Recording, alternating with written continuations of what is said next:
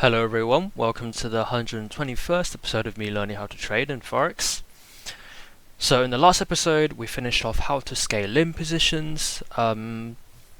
Basically scaling in is adding to your position when your trade is going, well, not going against you, but it's one of the scenarios you could scale into a position. But however, to do this you must follow these three rules. Stop loss is necessary and must be followed. The levels of position entry must be pre-planned before the trade was put on, and the position sizes must be pre-calculated, and the total risk of the combined positions is still within your risk comfort level. So then we went through an example of how it's done with the different entry options you could have.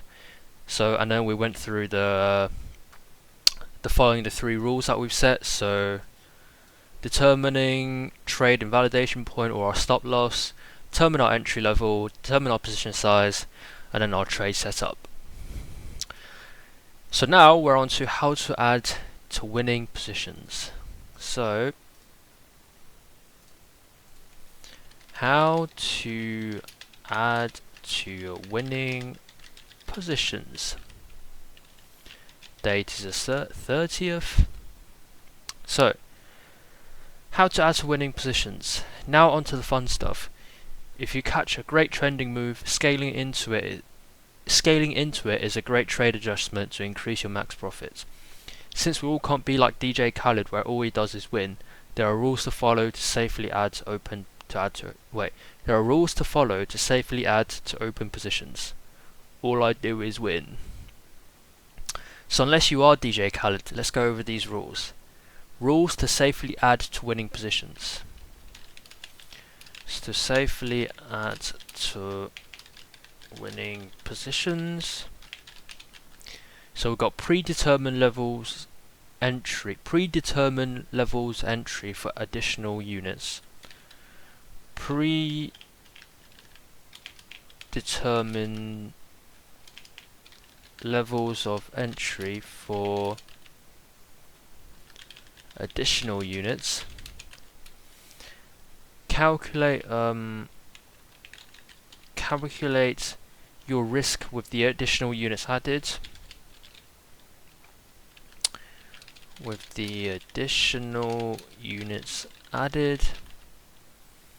Trail stop loss to keep growing position within comfort risk parameters. Trail stop loss to keep growing position within comfortable risk parameters.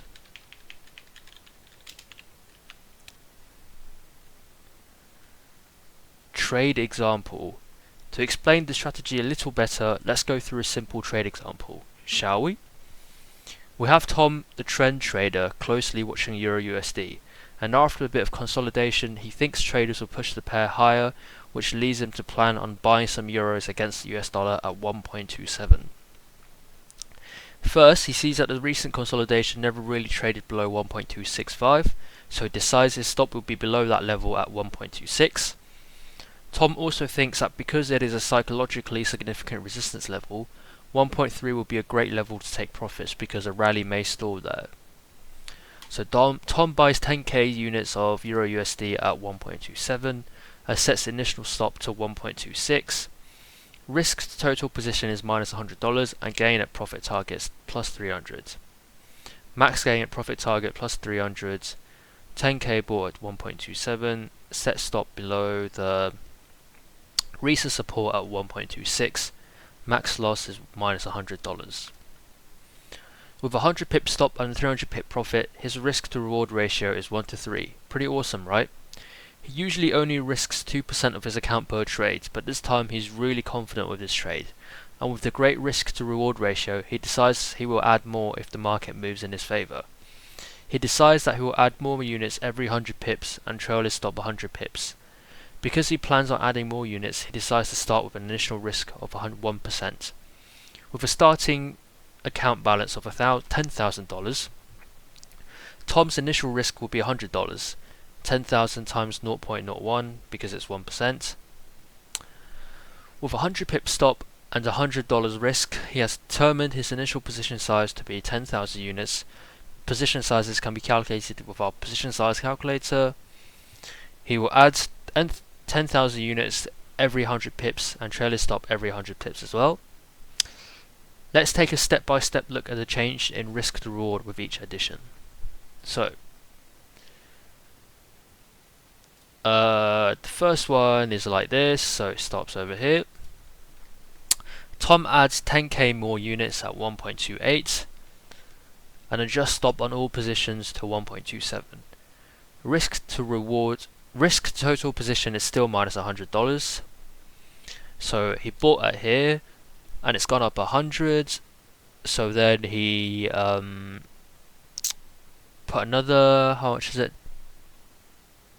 10k units in over here, and he's moved his stop from, I think, below here somewhere to here. So profit target still plus 300.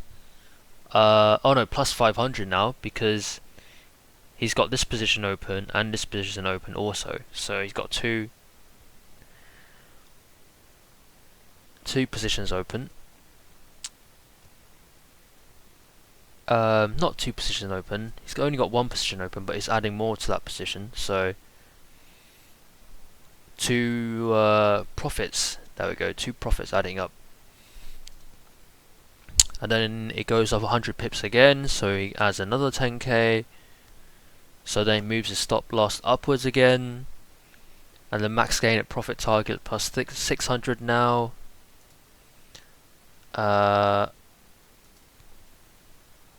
Yeah, at this point his trade is risk-free because he already bought at 1.27 and his stop is above where he bought, so he'll make a profit no matter what, basically.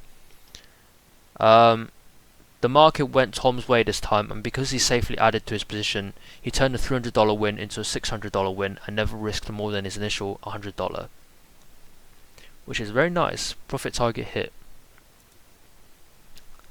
This simplified example shows the basic technique of how to safely add to winning positions and how effective it can be in maximizing your profits. Now, before you go pressing up every winning position you have to be aware that adding to winning positions may not be the best tool for every market environment or situation. Adding to winning positions may not be the best tool for every market environment or situation. In general, scaling into winning positions is best suited for trending markets or strong intraday moves. Scaling into winning positions is best suited for trending markets or strong intraday moves. Because you're adding to a position as it goes your way, your average opening price moves in the direction of the move as well. Because you're adding to a position as it goes your way, your average opening price moves in the direction of the move as well. What this means is that if the market pulls back against you after you've added, it doesn't have to move as far to get your trade into negative territory. If the market pulls back against you after you've added, it doesn't have to move as far to get your trade back into negative territory. Also, you should know that scaling into winning trades in range-bound markets or periods of low liquidity leaves you open to being stopped out often. Lastly, by adding to your position, you're also using up any available margin. This eats up into free margin that can be used for other trades. You have been warned. Intraday moves. Because you're adding your average opening price moves in the direction of the move as well. So because you are adding to a position,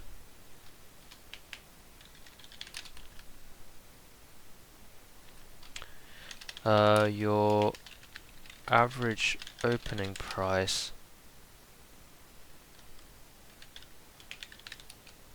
in the direction of the move as well. What this means is that if the market pulls back against you after you've added, whoops, it doesn't have to move as far to get your trade into negative territory. So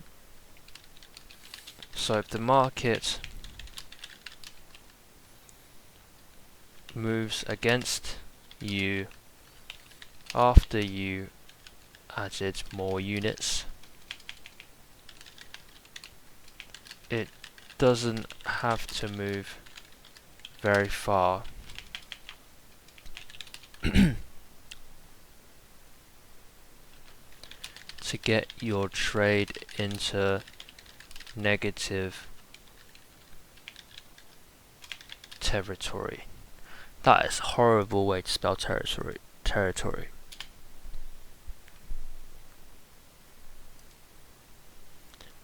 Scaling into winning positions in range-bound markets or periods of low liquidity leaves you open to bring stopped out often. Scaling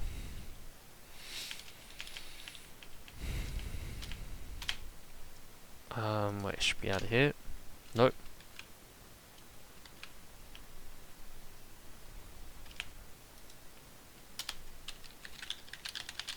Scaling into winning positions in range bound markets or periods of low liquidity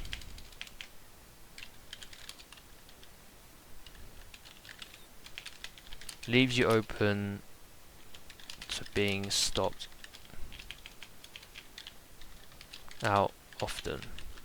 Lastly, by adding to your position, you're also using up any available margin.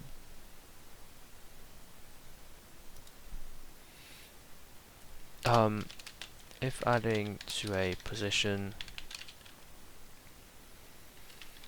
you are also using up any available margin. This eats up into free margin. This reduces your free margin, which could be used for other trades. So basically you could be missing out on a trading opportunity should you choose to add onto an existing trade. Okay, summary. Scaling in and out trades.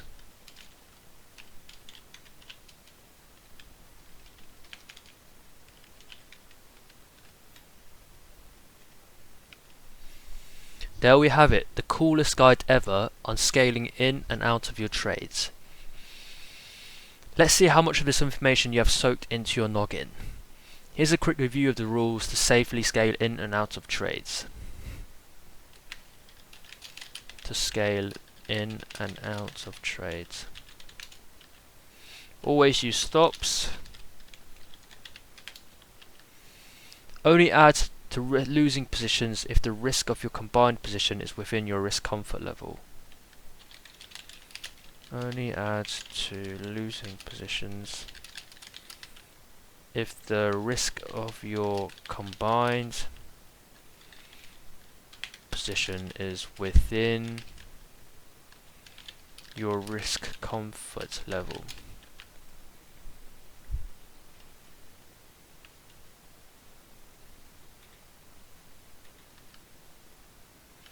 If you add to winning positions, always trail your stop to control the added risk a bigger position size brings.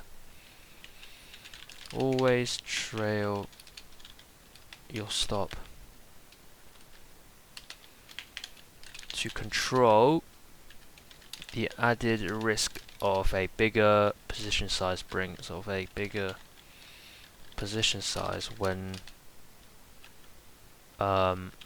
adding to winning positions. Always trail your stop to control the added risk of a bigger position size when adding to winning positions. Calculate the correct position size and where you will add to / remove from a position before you enter the trade. Calculate the correct position sizes and where you will add to / remove from your position before you enter a trade. Scaling into winning trades is best applied to trending markets. Trades is best applied to trending markets. Scaling out works on range bound markets. In range bound markets. So now you know the correct way of scaling in and out of trades. Scaling can help you to adjust your overall risk, lock in profits, or maximize your profit potential. Always follow the rules, and sooner or later you will catch that one move that will bank you some serious money. If you want a real life example of where scaling into a winning position has paid off, check out this long Euro JPY setup. He was swimming in pips afterwards. Okay, quiz time. Scaling in and out. Scaling in doesn't mean weighing yourself before, during and after trade. Find out how much you know about scaling into trades by taking this quiz. I'm scaling in the pound nicely. So, what does scaling mean? Scaling is the adding or removing of units from original open position. Yeah. Scaling is adding or removing the units from your original open position. Which among the following is not a benefit of scaling? Scaling decreases the need to pinpoint exactly where to get in. Scaling can help you protect your profits. Scaling makes sure you never lose a trade. The major drawback of scaling is when you add more to your position, you increase your overall risk. Remember, traders are risk managers first, and if done incorrectly, scaling in can help wipe your account. Which among the following is not a drawback of scaling? Is not a drawback. Scaling can increase your overall risk. It can. Scaling can force your broker to close your account. Scaling can reduce your overall profits. It's not a drawback.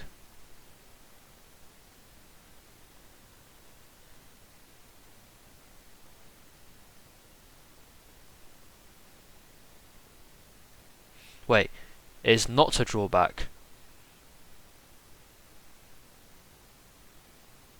That is a drawback.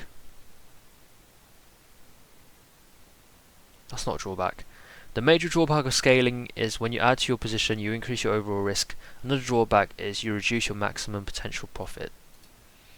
When you scale out, you are effectively reducing your exposure to the market. Scaling out has the obvious benefit of reducing your risk as you are taking away exposure to the market, whether you are in a winning or losing position. If you buy one standard lot of Euro USD at 1.34 and 3 standard lots at 1.32, what is your average entry price?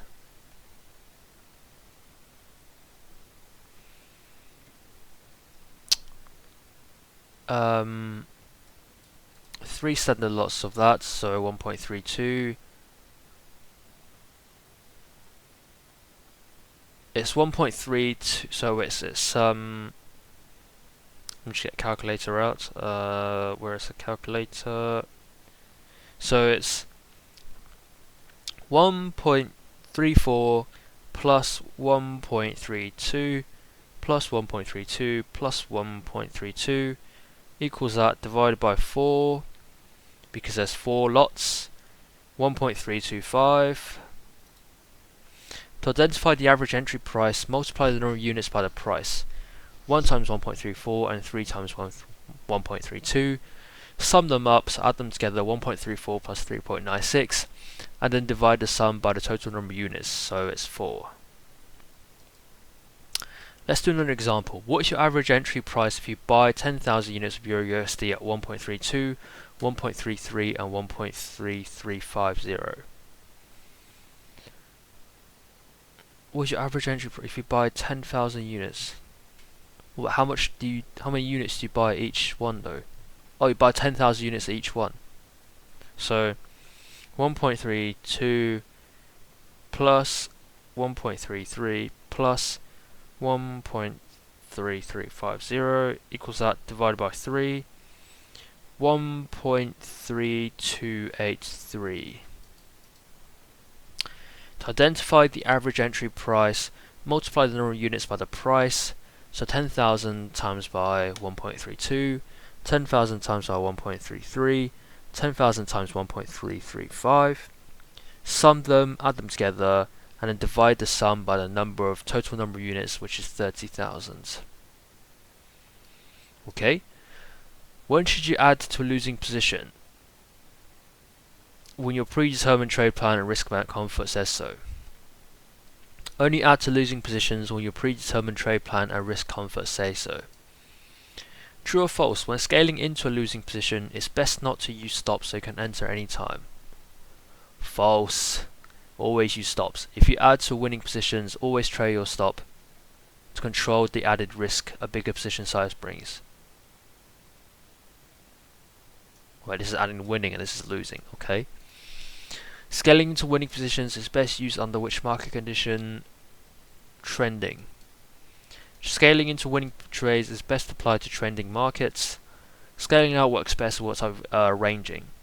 Scaling out works well in range-bound markets. Nice. So, on to the next one. Currency correlation explained.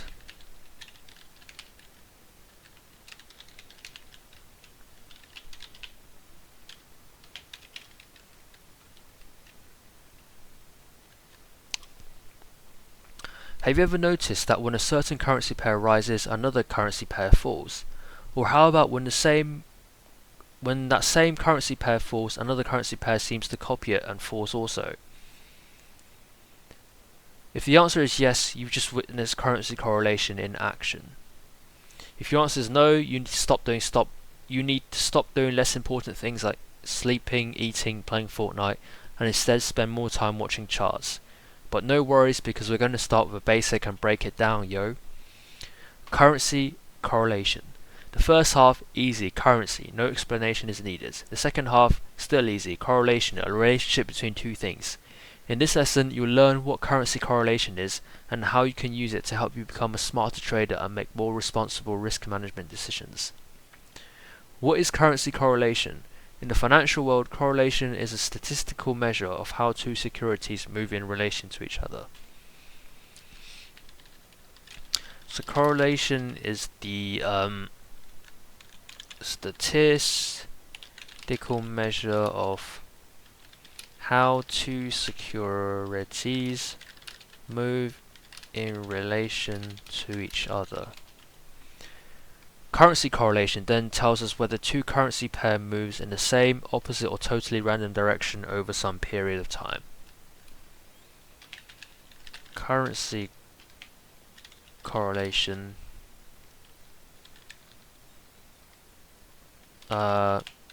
shows whether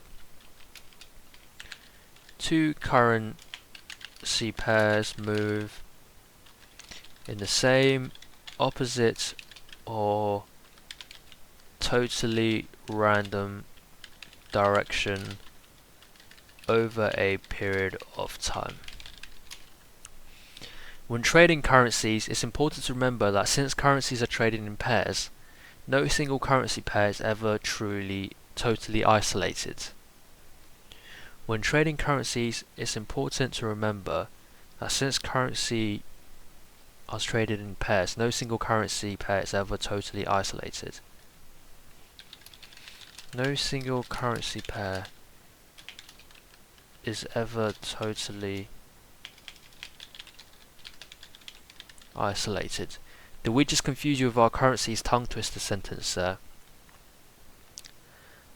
Unless you plan on trading just one pair at a time, it's crucial that you understand how different currency pairs move in relation to each other.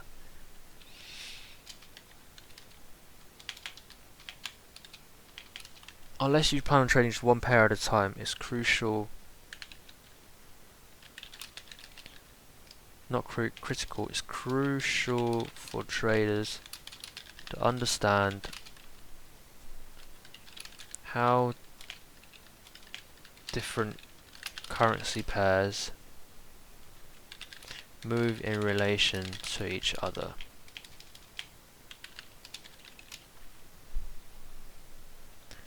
Especially if you're not familiar with how currency correlation can affect the amount of risk you're exposing your trading account to. If you don't know what the heck you're doing when trading multiple pairs simultaneously in your trading account, you can get killed, murdered, destroyed. We can't stress this enough. You trade multiple currency pairs at the same time, but you don't know what you're doing? Do not be ignorant about currency correlations. Correlation coefficient. Correlation is computed into what is known as a correlation coefficient, which ranges between -1 and +1. Correlation is computed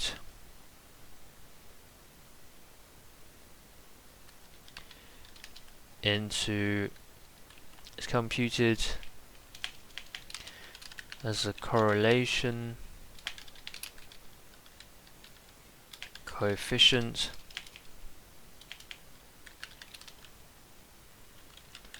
which ranges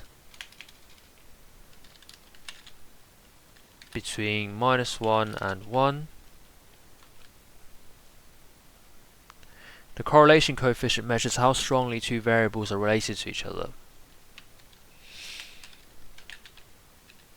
The correlation coefficient measures how strongly two variables are related to each other. It's just like a relation status for data points. It's complicated, just friends or soulmates. Perfect positive correlation, a correlation coefficient of +1, implies that two currency pairs will move in the same direction 100% of the time.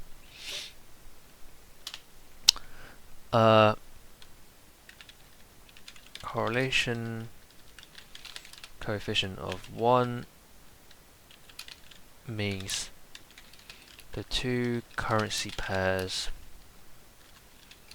will move in the same direction 100% of the time. Perfect negative correlation. Correlation coefficient of -1 means the two currency pairs will move in the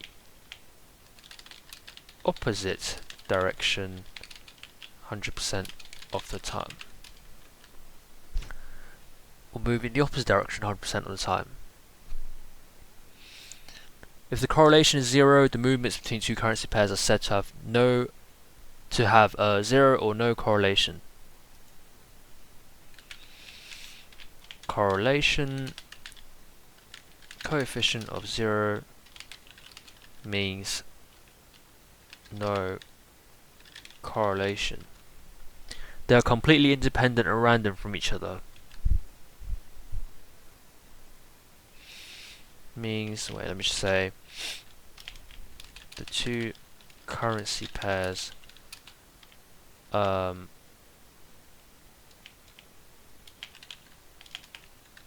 no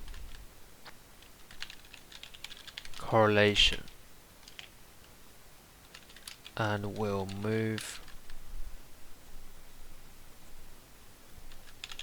random from each other. We have no idea how one pair will move in relation to the other. So correlation coefficient shows strength and directional correlation. -1 strong, +1 strong, and then as it goes towards 0, it's weaker and weaker. And then positive is positive correlation and negative is negative correlation. It's important to remember that correlation does not imply causation. Remember that does not imply causation. Just because two things move together doesn't mean one causes the other. It's like saying just because roosters crow before sunrise doesn't mean the crowing causes the sun to rise. True.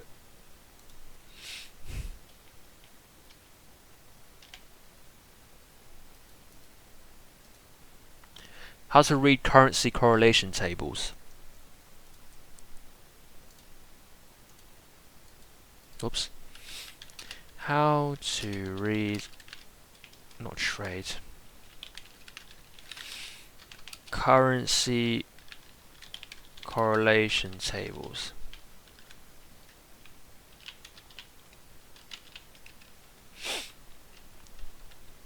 Are you a visual learner? Do you like looking at sexy women or hunky men? If so, perfect. Take a look at the following tables. Each table shows a relationship between each main currency pair in orange and other currency pairs in white over various time frames. Remember, currency correlation is presented in decimal format by a correlation coefficient, simply a number between -1 and +1. So that same picture we showed earlier. Positive correlation of +1. When the correlation value is close to +1, it means the variables have a strong positive relationship. This is like a dance where if one partner moves forward, the other follows. For example, the more you study one variable, the better your grades might be the other variable. Negative correlation. A value close to -1 indicates a strong negative relationship. Think of it as a seesaw. When one side goes up, increasing one variable, the other side goes down, decreasing another variable. For example, the more you exercise, the less stress you might feel. No correlation. A value around 0 suggests no relationship. It is like two strangers passing in the night. What happens to one has no effect on the other.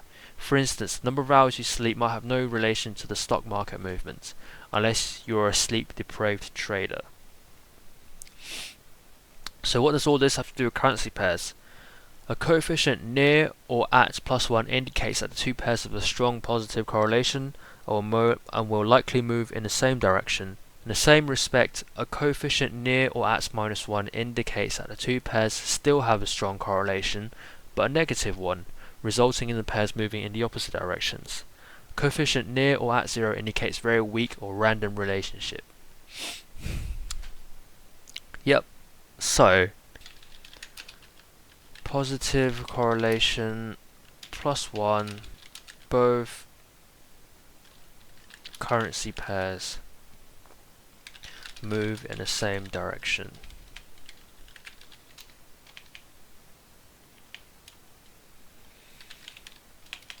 Negative correlation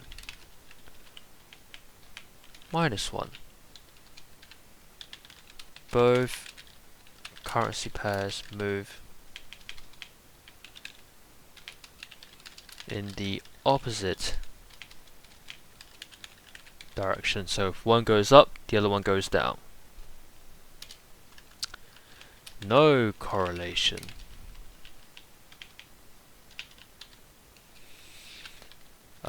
Both currency pairs move randomly.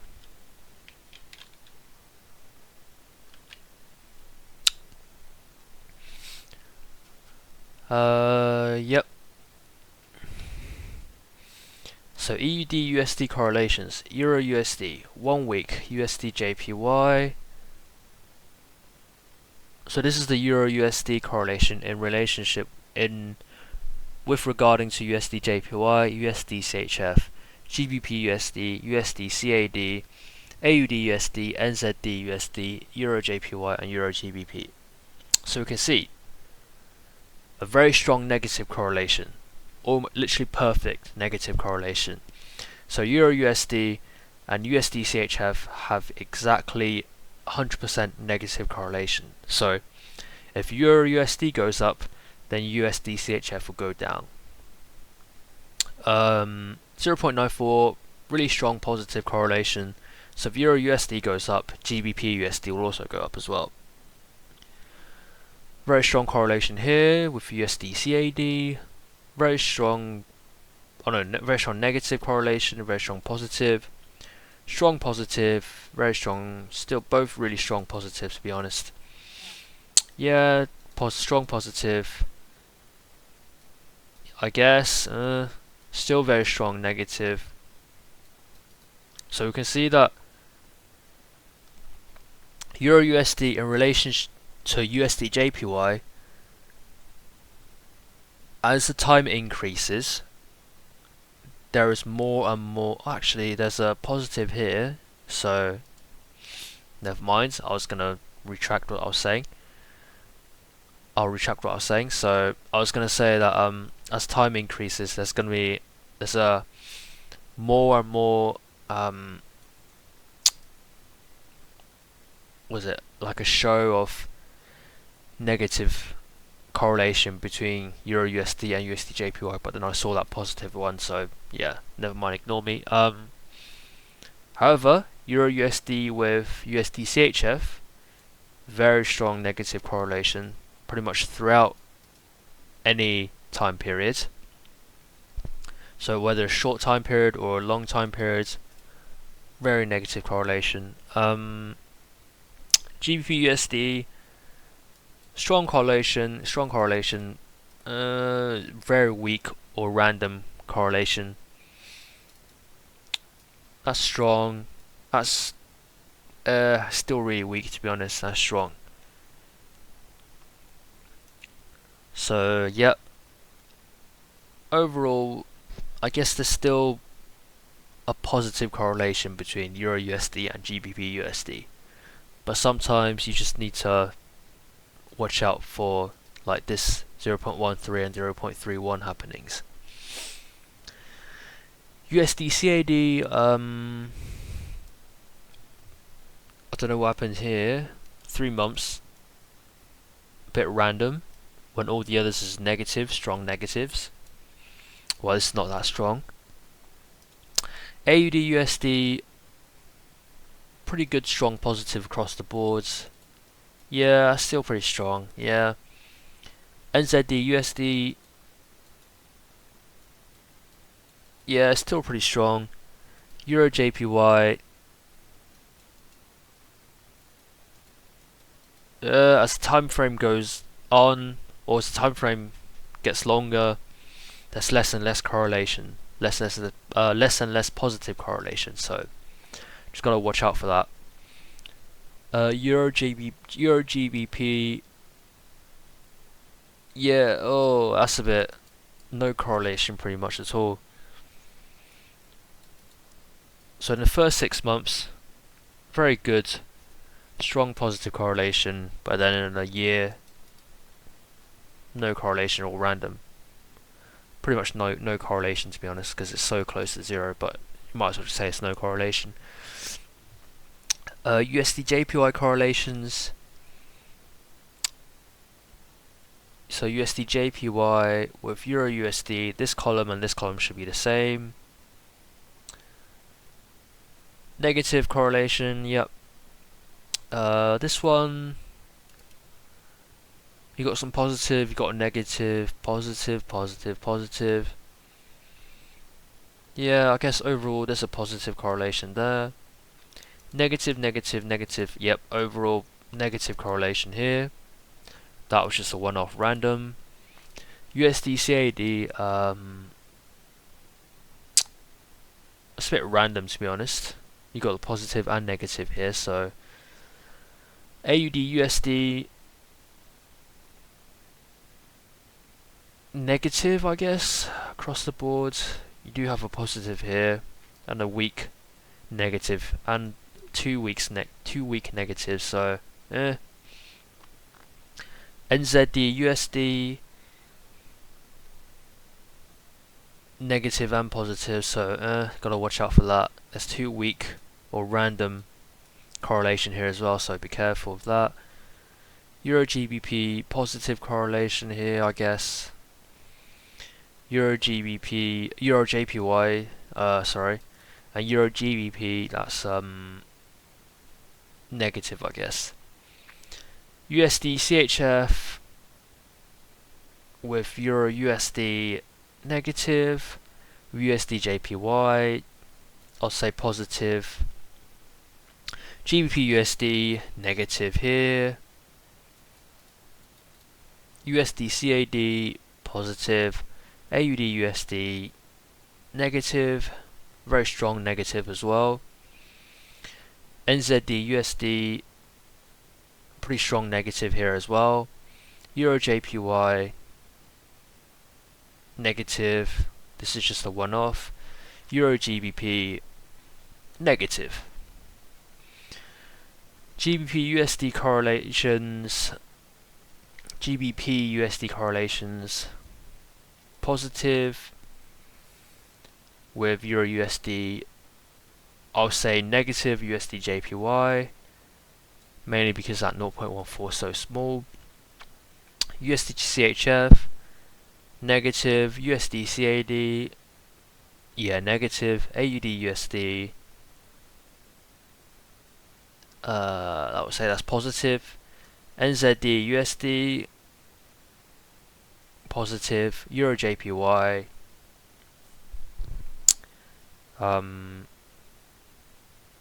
positive.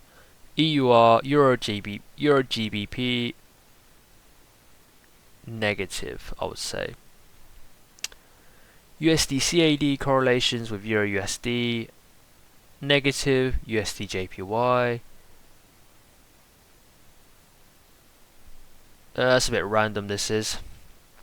So you've got both positive and negative, and then you've got a random correlation here, so it's a bit random. USD CHF, positive. GBP USD, negative. AUD USD, negative. NZD USD, negative. Very strong negative, both AUD USD and NZD USD. Euro JPY, negative. Euro GBP, negative. AUD USD with Euro USD, positive. USD JPY, negative. USD CHF, negative. Strong negative. GBP USD, positive. USD CAD, strong negative. NZD USD, strong positive, very strong. Euro JPY, strong positive. Oh no, just positive. Euro GBP, positive. We got -0, so totally random here. NZD USD with Euro USD, with Euro USD, positive. USD JPY, bit random. USD CHF, negative. GBP USD, positive. USD CAD, strongly negative. AUD USD, strongly positive. Euro JPY, positive. EUR GBP, positive. 0 here as well. Euro JPY with Euro USD, positive. USD JPY, positive. USD CHF, negative. GBP USD, I'll say that's a positive. USD CAD, that's a negative. AUD USD, that's a positive. NZD USD, that's a positive as well. Euro GBP, that's another positive. Euro GBP with Euro USD, that's a positive. USD JPY, that's a bit random, that is, I think. Because you got high positive and then high negative, but then got negative here, low negative, low negative, low negative, so it's a bit random, I would say. USD CHF, negative. GBP USD,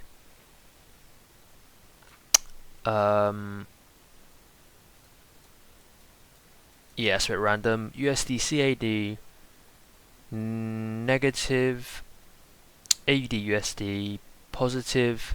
NZD USD, positive, well, except 0 here. Euro JPY, positive.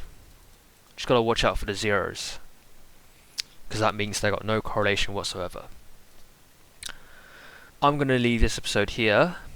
So in the next video, we're gonna carry on with currency correlations, are you doubling your risk without knowing it?